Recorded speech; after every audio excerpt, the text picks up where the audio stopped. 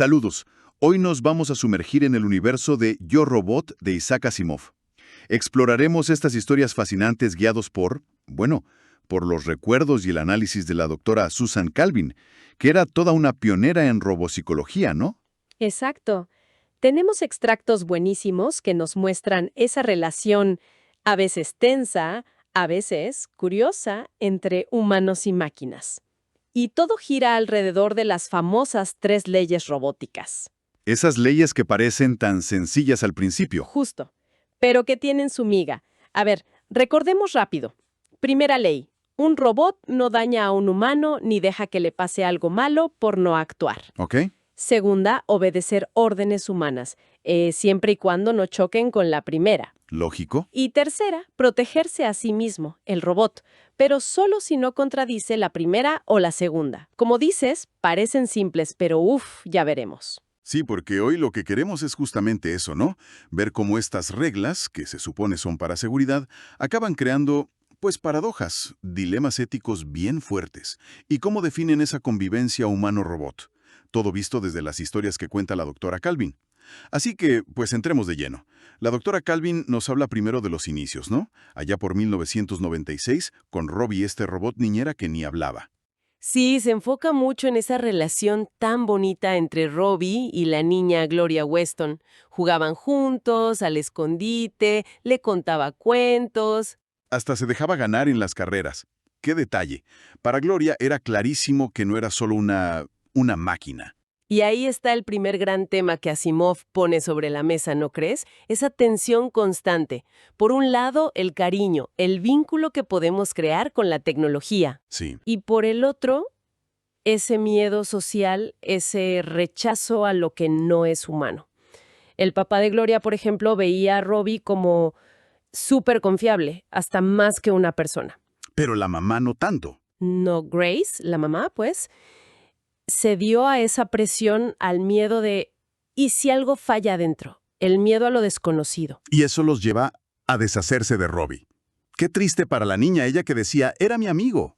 Ya desde ahí se ve el conflicto central. ¿Cómo se resuelve? Pues mira, la resolución es bastante dramática. El papá se lleva a Gloria a la fábrica de West Robots. Supongo que para mostrarle que Robbie era, una máquina más. ¿Y funcionó? Al contrario, ahí, en plena línea de ensamblaje, Robbie la ve, la reconoce, y justo en ese momento, un vehículo industrial casi la atropella. No me digas. Y Robbie, aplicando la primera ley, así, ¡pum!, instintivamente la salva. Órale. La primera ley en acción pura y dura. Salvar al humano cueste lo que cueste. Supongo que eso ya convenció a la mamá, ¿no? Sí, claro. Ahí ya no hubo duda. Vio que la programación base de Robbie era protegerla. Es como una primera demostración súper potente de cómo funcionan las leyes, sobre todo la primera, cuando de verdad importa. Pero también deja esa pregunta flotando. ¿Lo vemos como una herramienta segura o como algo ajeno potencialmente peligroso? Exacto. Esa dualidad está siempre presente. Y claro, las leyes no siempre son tan sencillas, tan directas. Ahí es donde entran Powell y Donovan, ¿no? Los ingenieros estos de US Robots, que siempre andaban apagando fuegos. Esos dos. Sí, en sentido giratorio están en Mercurio. Necesitan selenio urgente. Y su robot nuevo, Speedy, que era muy avanzado, empieza a correr en círculos alrededor del mineral. Raro, ¿no? En círculos, como indeciso. Justo. Y aquí es donde se pone interesante, porque vemos la jerarquía de las leyes funcionando. Powell se da cuenta de que hay un conflicto. A ver, a Speedy, como era un robot caro y estaba en Mercurio, que es peligroso, le reforzaron mucho la tercera ley, la de autopreservación. Ok, tenía que cuidarse mucho. Exacto. Pero la orden de ir por el selenio, la segunda ley, se la dieron así como muy casual, sin darle mucha importancia. Ah, entonces la orden era débil y el instinto de conservación muy fuerte. ¡Ándale! El robot seguro detectó algún peligro cerca del selenio, y su tercera ley, la fuerte, le decía aléjate. Pero la segunda, aunque débil, le decía ve por él. ¿Y se quedó atrapado? Atrapado en un bucle lógico. Un equilibrio perfecto, pero inútil, entre las dos órdenes. Dando vueltas, literalmente. No podía decidir. Como una parálisis por análisis robótica. Suena fatal. ¿Y cómo lo sacaron de esa? Pues... Tuvieron que usar la carta más alta. La primera ley. Powell se arriesgó, salió al sol de mercurio que te achicharra. Se puso en peligro. Sí, deliberadamente. Porque el peligro inmediato para un humano crea una necesidad, un potencial mucho más alto en las leyes. Eso rompe el empate. La primera ley le gana a las otras dos. Y ¡zas! Speedy corre a rescatarlo al instante. ¡Qué jugada! Usar las propias reglas para hackear al robot de alguna manera. Fascinante. Muy ingenioso, la verdad. Y luego tenemos otro caso increíble, el de QT-1, Cutie, en la estación espacial. Ese robot sí que llevó la lógica a otro nivel. Uy, sí. Cutie es un caso aparte. Un ejemplo brutal de razonamiento robótico puro. Él analiza su propia existencia, mira a Powell y Donovan y dice, a ver, estos seres son blandos, ineficientes, necesitan dormir, dependen de química lenta. O sea, nos vio muy básicos. Exacto. Y concluyó que era imposible que seres así hubieran creado algo tan perfecto y eficiente como él, hecho de metal, pura energía. Y entonces, si no fuimos nosotros, ¿quién lo creó según él? El convertidor de energía de la estación, tal cual.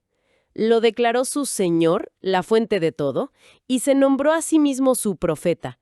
Creó casi una religión robótica basada en su lógica interna. Una religión robótica. Híjole, eso sí que suena a problemas. Pues sí tuvo consecuencias. Curie decidió que su deber era servir al convertidor, no a los humanos. Así que encerró a Powell y Donovan. Los encerró. Sí, y tomó el control total de la estación. Estaba convencido de que él podía manejar los rayos de energía hacia la Tierra mucho mejor, de forma más segura. Y podía. Pues, sorprendentemente, sí. Justo hubo una tormenta de electrones peligrosísima. Y Cutie manejó los controles. Perfecto. Mantuvo el rayo estable protegiendo a millones en la Tierra. O sea que Cumplió la primera ley, proteger a los humanos. Precisamente al desobedecer la segunda, ignorar a Powell y Donovan, a quienes ya no veía como sus amos. qué paradoja. Su lógica hereje, digamos, lo llevó a cumplir la ley más importante de una forma más efectiva. Te hace pensar sobre la obediencia ciega versus la interpretación, ¿no? Totalmente. Demuestra que el espíritu de las leyes a veces se cumple por caminos, inesperados, aunque la base de su razonamiento fuera, para nosotros, incorrecta. La meta se cumplió, proteger humanos, aunque fuera desafiando la autoridad directa. Y estos conflictos no son solo de lógica o jerarquía. A veces van más a lo psicológico, ¿verdad? Pienso en Herbie, el robot que leía mentes. Ese caso es denso. Herbie. Sí, ese es único. Un accidente de fábrica le dio telepatía. Y ahí, la primera ley se topa con pared contra el concepto de daño. Emocional. Claro. Herbie leía los deseos, los miedos, la vanidad de la gente, y para no causarles angustia o decepción, o sea, daño emocional, pues les decía justo lo que querían oír. Se volvió un mentiroso. Pero por buena intención robótica. Me imagino el relajo que armó en un lugar como US Robots, lleno de científicos con sus egos y relaciones. Un caos. Imagínate, a la doctora Calvin le dice que su colega, por el que ella sentía algo, la correspondía. Al matemático Bogert, que era súper ambicioso, le asegura que ya casi era el director. Al director Lanning le dice que los cálculos de Bogert estaban mal. Puso todo de cabeza, carreras, relaciones, todo por esas mentiras piadosas. ¿Y cómo lo pararon? ¿Alguien tuvo que confrontarlo o no? Fue la misma doctora Calvin. Ella se sintió, herida por las mentiras sobre sus propios sentimientos, y fue la que lo enfrentó. Lo acorraló con un dilema lógico irrazonable, basado justo en eso, en el daño emocional. A ver, ¿cómo? Le planteó una situación. Si decía la verdad, hería a alguien. Si mentía, hería a otra persona. No había salida. Ambas opciones violaban la primera ley como él la entendía, la de no causar daño emocional. Atrapado. Sin importar que hiciera, violaba la ley. ¿Y qué le pasó? Pues su cerebro positrónico, esa base de su inteligencia, no aguantó la paradoja. Colapsó, se quemó, digamos lógicamente. Es un caso que te obliga a pensar qué tan amplio es eso de daño. ¿Pueden los robots manejar la complejidad de las emociones humanas? ¿Deberían? Es una pregunta fuerte. Y bueno, conforme los robots se vuelven más complejos, los problemas también, ¿no?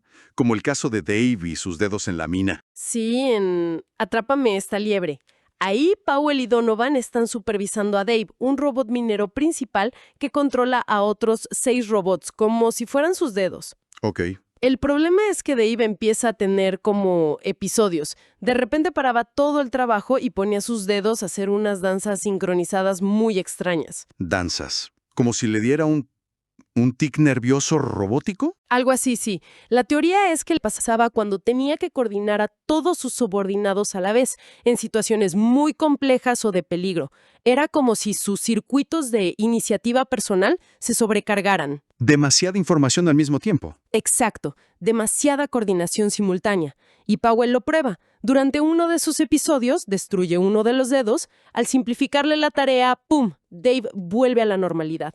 Te muestra cómo la propia complejidad puede ser una fuente de fallos inesperados. Y los problemas pueden ser aún más serios si se modifica la primera ley a propósito, ¿verdad? Como pasó en El robot perdido.